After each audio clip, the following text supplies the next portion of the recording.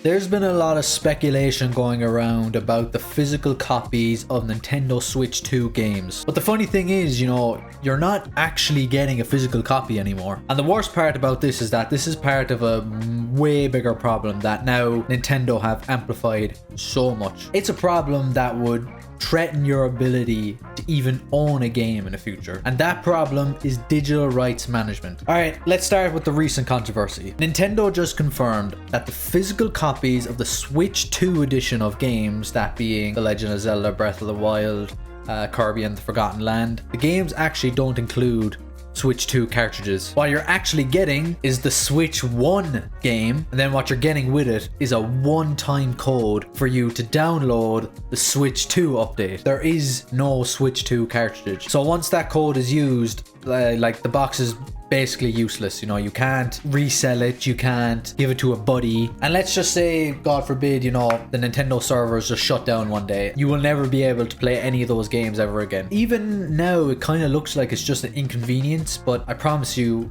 in the future this is going to get a lot worse. Back in the day, aka 6-7 years ago, every game used to have a physical copy. This would basically be a safety net from DRM, digital rights management, because you own the game. It doesn't matter if the Xbox servers go down or whatever. As long as you have a functioning Xbox, you can stick that game in and you can play it. But what the Switch 2 is doing is taking away that safety net. It's completely getting rid of physical games. It's completely getting rid of the ownership. So let's say, you get the physical copy of Mario Kart World. You don't own that game. You're not really buying the game. It's like you're buying a key card to download the game. And as I said, this is a result of digital rights management. It's basically a system that restricts you from doing what you want to a media. You may think you don't know what DRM is, but I promise you've seen it before. In all reality, it's all about control, really. Digital rights management gives the producer control over what happens with the media. It ensures that you never really own what you play. Essentially, you're renting it under their terms. Now, it doesn't look like that yet, but I'm telling you, the Switch 2 doing this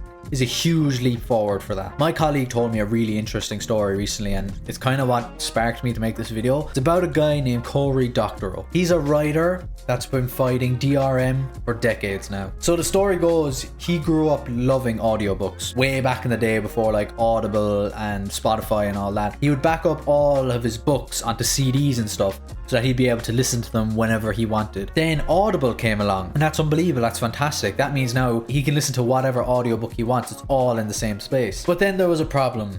Guess what it is? It was DRM. Audible locked every single book with code that would stop it from sharing and even basic playback features. Even himself, he's an author. He had no control over the books that he published. And the crazy thing about it was, if you signed up for Audible, you cannot opt out of DRM. And this is a nice quote that he said, right? It went like this: anytime someone puts a lock on something that belongs to you and won't give you the key, that lock is not there for your benefit. And he's completely right. You see, all DRM does really is it just punishes us. We're legit customers and we're the ones who are getting punished for it. And worse again, DRM is backed by law. So this is in the United States. I don't know if it is in Europe or whatever, but this is in the United States. This is section 1201, all right? It goes, it makes it a crime to even talk about bypassing DRM. It says here you can go to jail for 5 years, or listen to this, be fined up to 500,000. Nintendo is 100% helping DRM get pushed into physical gaming. Now, this isn't the first time this has ever happened. This has been happening for a while, but this is such a severe step up. This is a really reputable company doing stuff like this. I think another thing with Cory's story too that really hits home with this, it says here he couldn't even give his readers DRM free copies of audiobooks he paid to create. So I'm going to leave in the description an article that he wrote. So after he'd put the audiobooks onto Audible, he had to go back and completely remake his audiobooks again so that he didn't have to go through digital rights management. He spent a shit ton of money just to get out of it. So the big question is, what can we do? As customers, as consumers, what can we do? Anyone playing games, it's as simple as this. You just have to try and buy physical cartridges. I don't know what else to do. Buy physical media. Don't just, download everything on the eShop or the PlayStation Store or whatever, you're better off actually getting like the physical disc and all that. You know, it's really funny. It's really funny that the disc kind of like is considered really old media now and all that. The disc and the CD, Blu-ray. In all honesty, now more than ever, we kind of need that back. Like I remember watching people on YouTube who used to collect DVDs and I just never understood it. But like now you're like, you can't watch anything without having like 3 or 4 subscriptions. It's so annoying. Like I'd much rather go back to that easy process of just buying a CD or buying a DVD, putting it into TV and actually watching something, instead of having to, you know, pay €6 or €7 for Netflix, Disney Plus, HBO Max, and then having an ads thrown in every like half an hour, not even every like 15-20 minutes. It's just, you know, that's what it is. So I think one of the big positives to take from Nintendo is that I think they kind of crossed the line with this.